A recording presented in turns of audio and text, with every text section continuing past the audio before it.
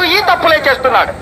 ఎందుకంటే బుర్ర నిండా ఆశలు, ఇంటి నిండా కష్టాలు, పెరిగిన ధరలు, తరగని బాధలు, పాలవాడికి, నీళ్లవాడికి, రెంట్కి, కరెంటుకి, రేషన్కి, మందులకి, కూరలకి, కూతుళ్ళకి, అల్లులకి, కొడుకులకి, చదువులకి, పండగలకి, పబ్బాలకి, శుభాలకి, అశుభాలకి, అన్నిటికీ ఖర్చు ఖర్చు ఖర్చు. తెల్లవారితే సమస్య, నోరు విప్పితే డబ్బు, అడుగు వేస్తే అప్పు, అన్నిటికీ సాకు 1వ తారీఖు. అది సర్వరోగ నివారిణి. 1వ తారీఖు అని 30 రోజులు ఎదురు చూస్తాం సార్. చివరికి అది ఇలా వచ్చి అలా వెళ్ళిపోతుంది. వరద బాధితులు ఆదుకోవడానికి హెలికాప్టర్ వచ్చి వెళ్ళిపోయినట్టు. 1వ తరగతి వాడికి 2వ తరగతి, 2వ తరగతి వాడికి 3వ తరగతి, ఇలా అన్ని తరగతుల వాళ్ళకి ఎదుగుదల ఉంటుంది. ఒక్క మధ్య తరగతి వాడికి మాత్రం ఎదుగుదల ఉండదు సార్.